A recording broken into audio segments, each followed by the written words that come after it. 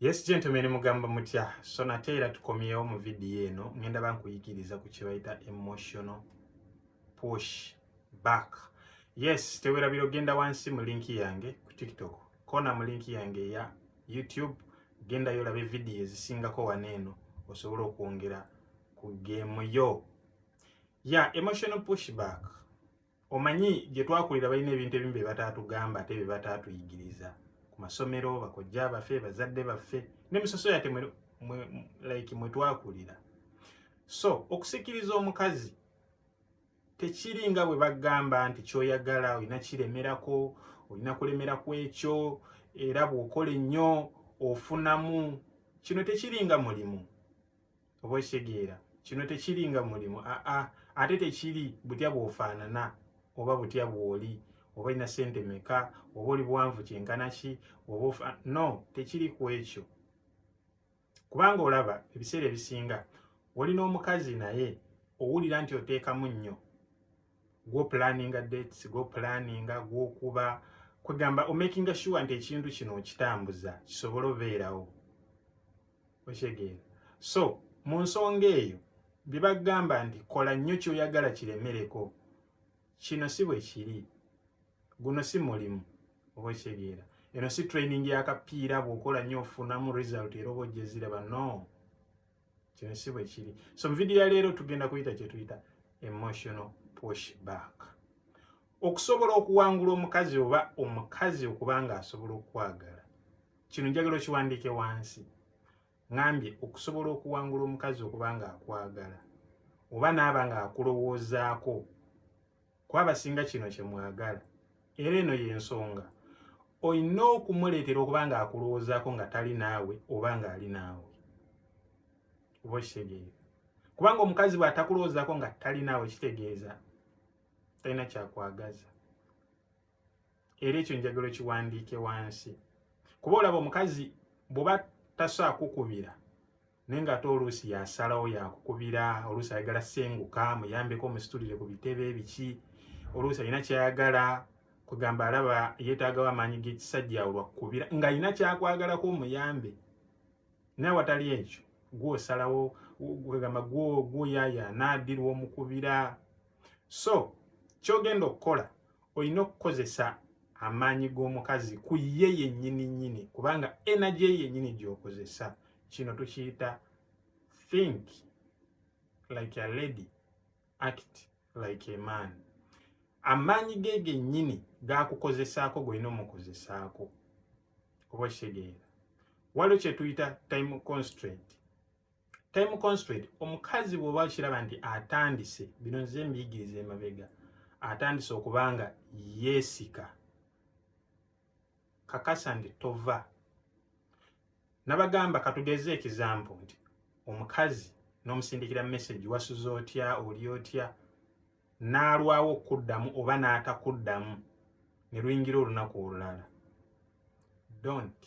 Kitegeeza force gy'akukozesaako naawe gy'oba omukozesaako oba okitegeera. Kyakola ky'oba omukozesaako gwe totawaana kuddaawo force eyo yennyini ku ye. Kakitegeeza omukubisa force ye. Kuba nagamba kasita otandika okukola ekyo ng'atandise okikola no initiating ng'ogenda kozesa eyo force, kakasa ebintu bibiri, either omuwangula oba omufiirwa. Tokkiriza gukuwangula, kubanga kasita akuwangula kitegeeza yagenda okufuga. Ate abakazi they are not good at leading. Kitegeeza nti agenda kumanipulating, agenda kuwalula oba okitegeera. So waakiri omufiirwa oba n'omuwangula ku bibiri. Buli lwojja ng'okimanyi nti omukazi, era abasinga abajja mu inbox yange mu kugamba kimu, kakasa ebintu bibiri, omufiirwa oba omuwangula.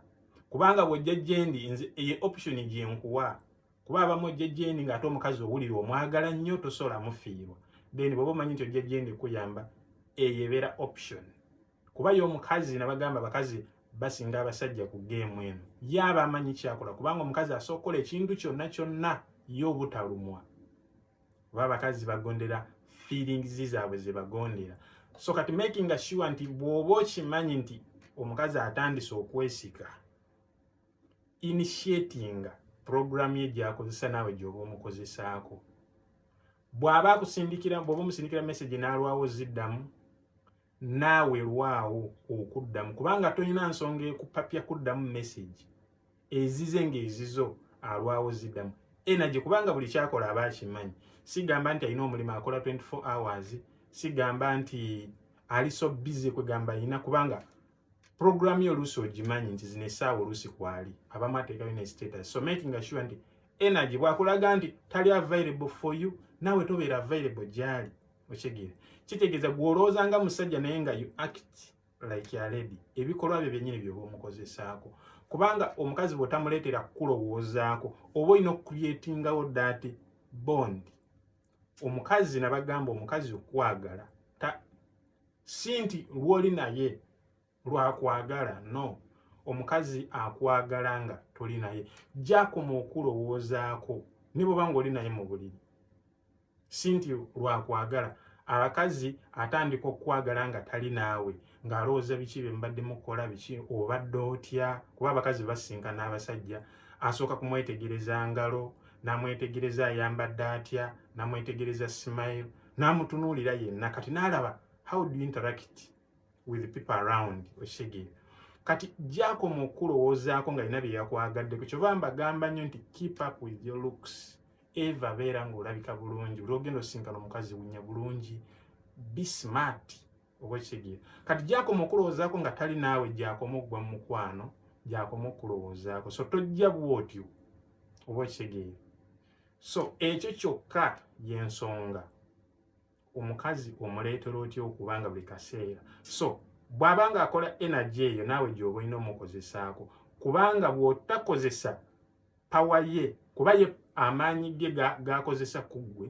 kyekimuleetera ye okubanga nga gw'omulowoozaako kitegeeza nti tekiniki ye eba ekola era results aba aziraba so kati gwe bw'okinotisinga bw'oti naawe amaanyi ge gennyini g'okozesa ku ye ekyo bayita emotional pushback.